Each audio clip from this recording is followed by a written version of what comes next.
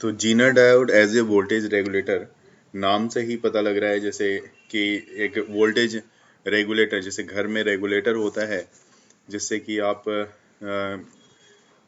जो फैन में लगे होते हैं रेगुलेटर, उसके वोल्टेज को इंक्रीज डिक्रीज करते हो, या फिर मिनिमम मैक्सिमम करने के बाद उसको इवन स्टॉप भी करना होता है। तो ये सारी चीज़ों को हम लोग रेगुलेटर से ही ऑपरेट करते हैं। बहुत बार जब स्विच का कनेक्शन नहीं हो, ख़राब हो जाए स्विच, तो रेगुलेटर एटलीस्ट हमारा काम करता रहता है। तो सबसे पहले चीज़ है कि हमारा जेनर डायोड होता क्या है, what is a zener diode. पहला क्वेश्चन हमारे पास जब आप इसके बारे में डिस्कस कर रहे हो तो सबसे बेसिक और पहला क्वेश्चन यही होता है कि जीनर डायोड क्या होता है। तो जीनर डायोड के बारे में देखो, आप ये कह सकते हो कि जैसे पीएन जंक्शन होता है तो उसी तरह से ये भी एक तरह का पीएन जंक्शन डायोड है, लेकिन एक स्पेशल टाइप से डिजाइन किया हुआ ये एक डायोड है जो कि ऑपरेट होता है रिवर्स ब्रेकडाउन रीजन में। और जब ये ऑपरेट होता है रिवर्स ब्रेकडाउन रीजन में, तो उस केस में बिना इसके डैमेज हुए, बिना इसके खराब हुए, ये लगातार जो है अपने से सप्लाई को, मतलब जो करंट है उसको यहाँ से देता रहता है।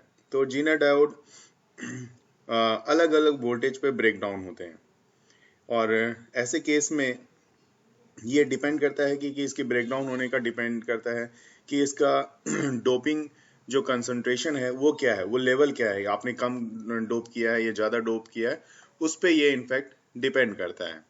तो सबसे पहले मैं इसके बारे में आपको बता देता हूँ कि what is a zener diode. तो a junction diode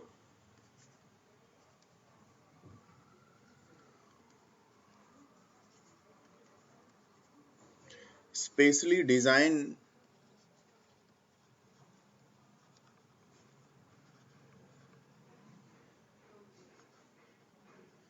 to to operate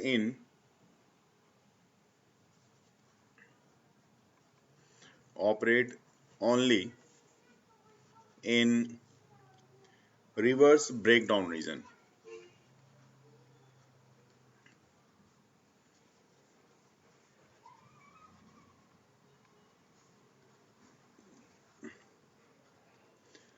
Continuously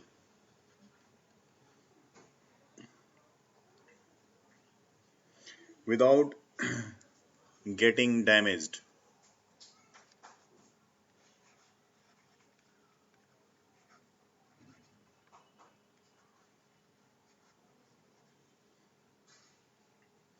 Is called Zener diode.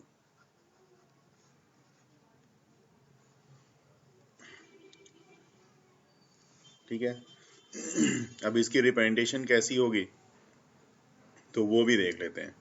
एक तरफ ट्रायंगल शेप जैसे पीएन जंक्शन डायोड का होता है, तो एक तरफ ट्रायंगल शेप होगा, और दूसरी तरफ इसी तरह का शेप, लेकिन इस बार थोड़ा सा ऐसा डिज़ाइन, जैसे कि मैंने पहले ही बताया था स्पेशल डिज़ाइन होती है ना, स्पेशली डिज़ाइन, जैसे यहाँ मैंने लिखा भी है।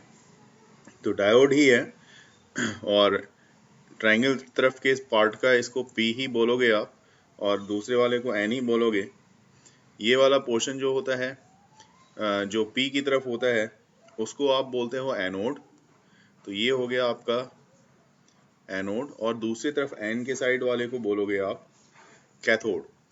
और ये जो मैंने दिखाया है ये क्या है, ये एक सिंबल है। तो यहाँ पे मैं ये भी लिख देता हूँ कि सिंबल ऑफ जीनर डायोड। ये जीनर डायोड का क्या है, सिंबल है। जैसा कि मैंने पहले भी बताया कि जीनर डायोड जो है उसकी डिफरेंट ब्रेकडाउन वोल्टेज यहाँ पे हमें देखने को मिलेगी, और वो डिफरेंट ब्रेकडाउन वोल्टेज डिपेंड करता है किस पे, तो वो डिपेंड करता है इसके जो डोपिंग कंसंट्रेशन है, उस डोपिंग कंसंट्रेशन पे ये डिपेंड करेगा फुल्ली। तो उसके बारे में मैं यहाँ पे लिखने जा रहा हूँ कि Zener diode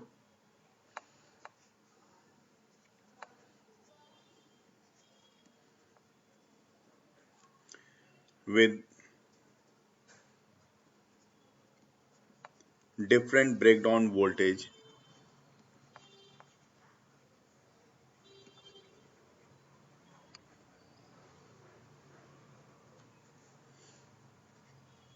voltages can be obtained by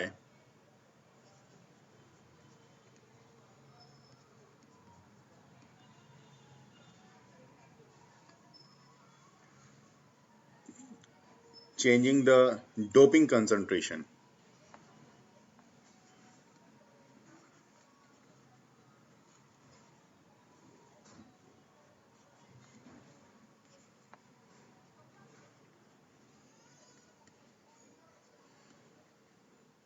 of अब डोप किसको करते हो, तो डोप तो पी और एन को किया जाता है, तो of P and N sides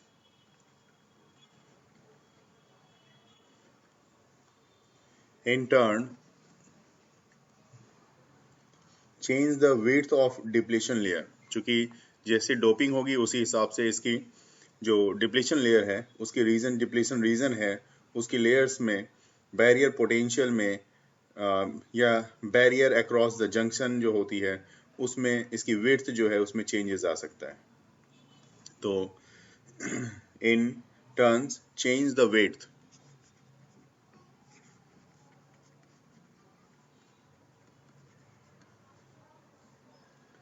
of depletion layer and also the barrier field across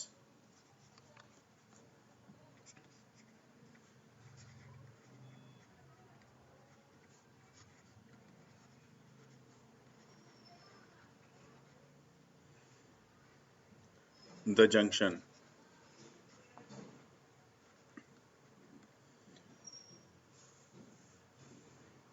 अब कैसे जीनर डायोड को आप वोल्टेज रेगुलेटर की तरह ट्रीट करते हो ये देखने वाली बात होगी। तो यहाँ पे अगला जो हमारे पास टॉपिक है वो है Zener diode as a voltage regulator. तो इसकी प्रिंसिपल को भी देखा जाएगा पहले।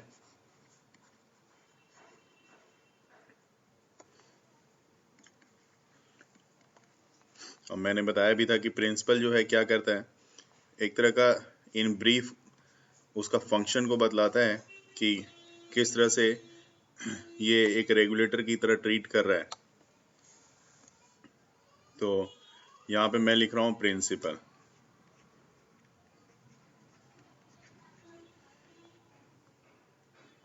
देखिए जेनर डायोड हमेशा रिवर्स ब्रेकडाउन रीजन में काम करता है, ये चीज क्लियर हो चुकी है।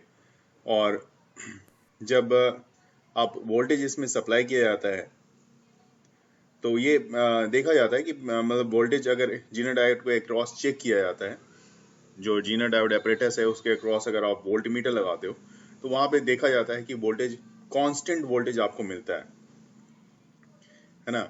जबकि आप एक उसमें करंट में बहुत ज्यादा ह्यूज चेंज भी करोगे ना तो भी वहां पे क्या मिलेगा, आपको कांस्टेंट वोल्टेज मिलता रहता है। तो ये चीज ये इसका प्रिंसिपल यही बतलाता है, इसी चीज के लिए ये इसका प्रिंसिपल रिप्रेजेंट करेगा कि when a zener diode is operated in the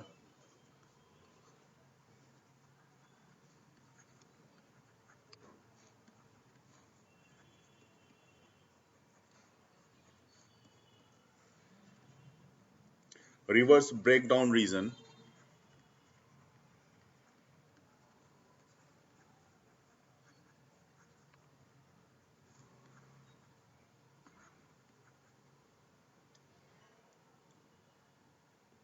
the voltage across it remains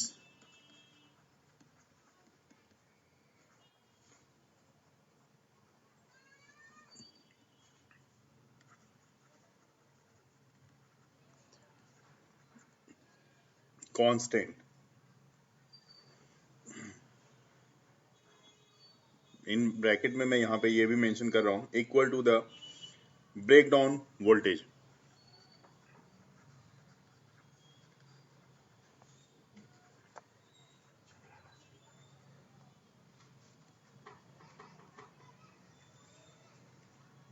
और जो ये वोल्टेज है इसको VZ से रिप्रेजेंट किया जाता है। ब्रेक डाउन वोल्टेज जहाँ पे मिलता है उसको VZ से रिप्रेजेंट किया जाता है।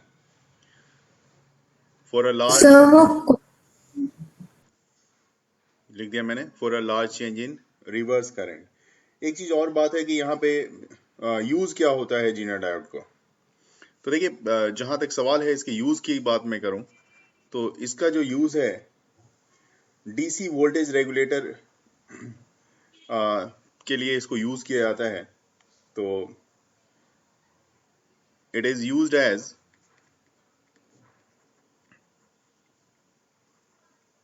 a DC voltage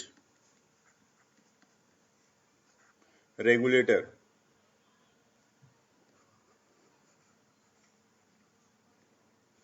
और इसी बेस पे ये फैक्ट, इसी पे बेस्ड है ये। क्योंकि वर्किंग की बात करूं उसके साथ डायग्राम को डिस्कस किया जाए तो ज़्यादा क्लियर हो गए। तो यहाँ पे सब उसके साथ साथ मैं डायग्राम सबसे पहले मैं ड्रॉ करता हूँ। तो देखेंगे यहाँ पे एक रेजिस्टेंस मैंने लिया हुआ है। इस रेजिस्टेंस का नाम यहाँ पे RS से मैंने रिप्रेजेंट किया है इसको। ठीक है, तो RS मतलब ये कौन सा रेजिस्टेंस है, इसको ड्रॉपिंग रेजिस्टर बोला जाता है। मैं भी इसका नाम भी लिखूंगा और साथ ही साथ इसके बाद यहाँ से दो कनेक्शन यहाँ पे होगा, आपको देखता हुआ मिलेगा, देखने को मिलेगा। पहला जो है इस तरह का, जो एक जीनर डायोड को कनेक्ट कर रहा है। ये जीनर डायोड है, इसको कनेक्ट कर रहा है। और दूसरा वाला जो है यहाँ पे, यहाँ से करंट जाएगा। इनफैक्ट यहाँ से हम लोग करंट का सप्लाई कर रहे हैं, तो यहाँ से करंट जाएगा। अभी मैं यहाँ पे IL लिख रहा हूँ, सबकी रिप्रेजेंटेशन में यहाँ पे बताऊंगा। IL इसलिए लिख रहा हूँ मैं कि ये जो करंट जा रही है ये लोड रेजिस्टेंस की तरफ जा रही है और हमारा लोड रेजिस्टेंस इसके बाद ही यहाँ पे कनेक्ट है, ऐसे जैसे कि पैरेलल में कनेक्ट होता है। साथ ही साथ ये वायर जो आउटपुट वोल्टेज को रिप्रेजेंट करेगा, इसको RL से मैं लिख रहा हूँ यहाँ पे, लोड रेजिस्टेंस को। और जो जीनर डायोड में जो करंट जा रही है उसको IZ से रिप्रेजेंट कर रहा हूँ। और ये वाली वायर है यहाँ पे, और जो आउटपुट वोल्टेज आपको मिल रही है रेगुलेटेड वोल्टेज, वो ये है इस दोनों के बीच की। तो यहाँ दोनों को मैं दिखा देता हूँ आपको कि इसके और इसके बीच क्या मिल रहा है आपको। तो ये मिल रहा है रेगुलेटेड वोल्टेज।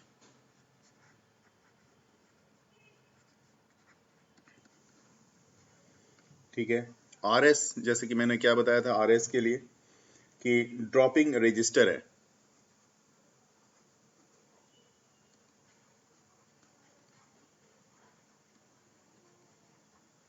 ये ड्रॉपिंग रजिस्टर है।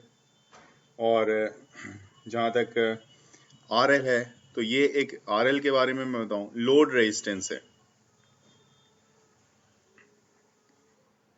ये आपका लोड रेजिस्टेंस को बतला रहा है।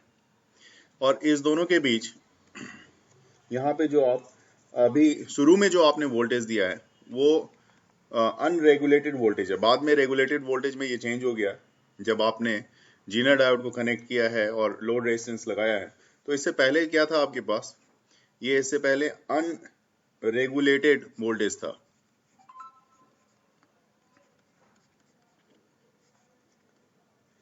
और ये अनरेगुलेटेड वोल्टेज जो आपने दिया है, सप्लाई किया है, ये इनपुट वोल्टेज है। ये आपका यहाँ पे इनपुट वोल्टेज है।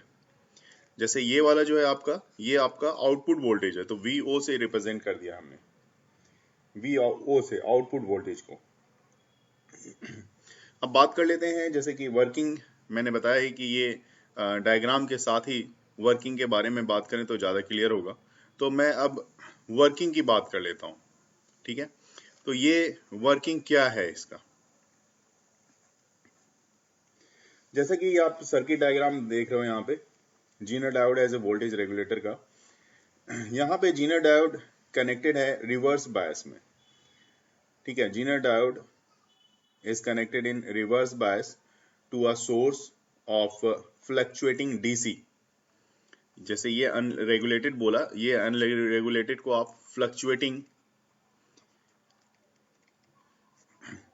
डीसी भी बोल सकते हो, क्योंकि एग्जाम्पल जो डीसी होती है, जो आउटपुट फ्रॉम रेक्टिफायर, रेक्टिफायर से जो पहले निकलती है और वो रेक्टिफायर से निकलने के बाद वो थोड़ी सी फ्लक्चुएट रह जाती है, तो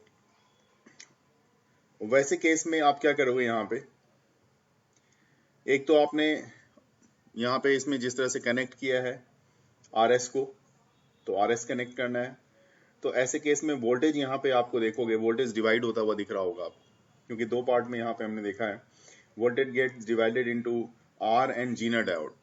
एक वोल्टेज आपका इस तरफ जा रहा है IL और दूसरा जीनर डायोड की तरफ जा रहा है, दो पार्ट में यहाँ पे डिवाइड होता हुआ दिख रहा है। The output obtained across load resistance connected in parallel, ये जो लोड रेजिस्टेंस आप देख रहे हो मैंने पहले भी बताया कि ये किसके साथ कनेक्टेड है, तो ये जीनर डायोड के साथ, ये जीनर डायोड है आपका, ये जीनर डायोड के साथ पैरेलल में कनेक्टेड है, ये और ये, मतलब जीनर डायोड और ये दोनों एक दूसरे के पैरेलल हैं।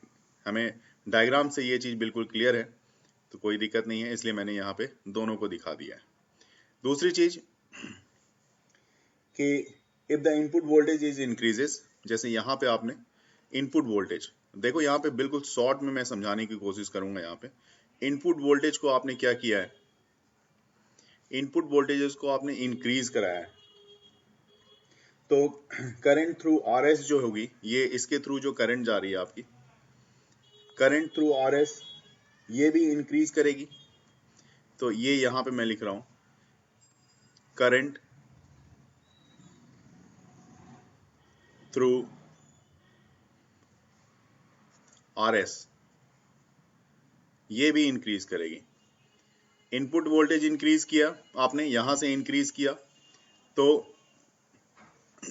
ऑब्वियस सी बात है यहाँ पे जो आरएस के अक्रॉस जो करंट है वो भी इंक्रीज करेगी, कि इसने करंट को इंक्रीज कर दिया, तो यहाँ पे this is increase the voltage drop across RS without any change in the voltage across Zener diode.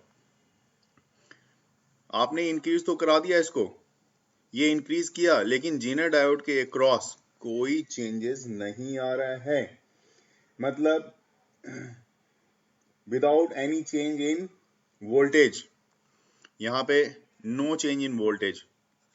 दोनों को देखने के बाद, इस दोनों को देखने के बाद मैं राउंड मार देता हूं, ठीक है। जो आउटपुट है हमारा वो ये बताता है नो चेंज अक्रॉस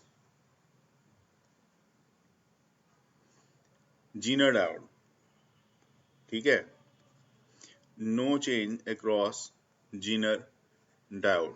कब?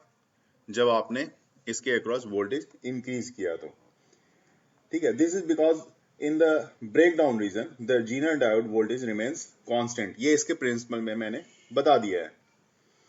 अब उसी तरह से दूसरे केस में मैं देखूं कि अगर दूसरे केस में अगर इनपुट वोल्टेज, जो इनपुट वोल्टेज अभी हमने दिया था, इनपुट वोल्टेज को मैं डिक्रीज करा रहा हूं इस बार। अब ये इनपुट वोल्टेज जो मैंने दिया है यहाँ पे, इसको डिक्रीज कराया, तो ऑब्वियस सी बात है जो आरएस के अक्रॉस करंट है वो भी डिक्रीज करेगी, तो करंट थ्रू आरएस, यहाँ पे मैं लिख रहा हूं करंट थ्रू आरएस, ये भी डिक्रीज करेगी, ठीक है। इनपुट वोल्टेज डिक्रीज किया तो करंट भी डिक्रीज हुई विदाउट एनी चेंज इन अक्रॉस जीनर डायोड। फिर से वही बात कि यहाँ पे फिर से जीनर डायोड के अक्रॉस कोई चेंज नहीं, तो यहाँ पे फिर से मैं लिख रहा हूं no change in voltage, no change, ये भी वोल्टेज के सेंस में ही देखा जाएगा, no change in voltage across Zener diode.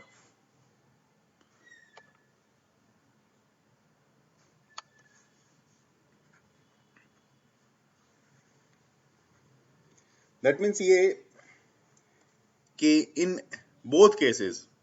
Otherwise, in case of increasing input और डिक्रीजिंग इनपुट, ठीक है, चाहे इंक्रीज करे या डिक्रीज करे, ठीक है, इन एनी केस इंक्रीज और decrease of input voltage results in increase और decrease of voltage drop.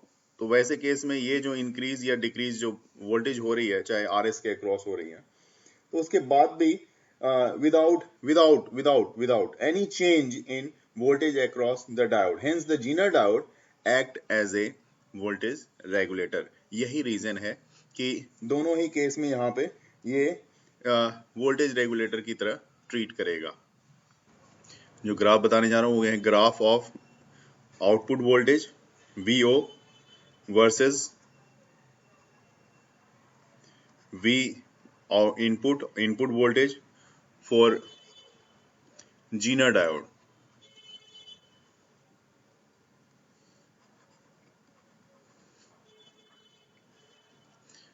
Output और इनपुट वोल्टेज के बीच का ग्राफ Zener डायोड के लिए, यहाँ पे इनपुट वोल्टेज मैंने यहाँ पे V इनपुट इस तरफ दिखाया है x एक्सिस में और V आउटपुट y एक्सिस में लिया है। अब देखेंगे यहाँ पे, देखो और ये दोनों के बीच का ग्राफ कैसे बनेगा। देखिए एक समय होता है the output voltage remains constant after the reverse breakdown, है ना। तो रिवर्स ब्रेकडाउन वोल्टेज तक दोनों को पहुंचना पड़ेगा, सबसे पहला काम तो ये करना पड़ेगा। जैसे यहाँ पे मैं दिखा रहा हूं, जैसे जैसे आप इनपुट वोल्टेज इनपुट आप बढ़ा रहे हो, वैसे वैसे आउटपुट वोल्टेज भी बढ़ता जाएगा, एक समय इस तरह से बढ़ता जाएगा बिल्कुल यूनिफॉर्मली।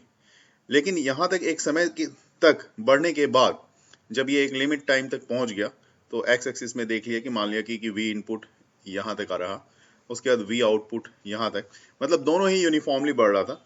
लेकिन उसके बाद क्या होता है, ये बिल्कुल जैसा कि मैंने बोला वोल्टेज क्या होता है, कांस्टेंट हो जाता है। तो वोल्टेज कांस्टेंट हो जाता है तो कांस्टेंट वोल्टेज इस तरह का हो जाएगा। फिर कौन सा वोल्टेज कांस्टेंट होता है, तो आउटपुट वोल्टेज कांस्टेंट होता है। ये बिल्कुल स्ट्रेट हो गया। तो ये कौन सा वोल्टेज है, ये आपका है regulated output voltage, regulated output voltage, ये है आपका। और यही ग्राफ आपको इसके लिए ड्रॉ करना पड़ेगा इनपुट और आउटपुट के लिए।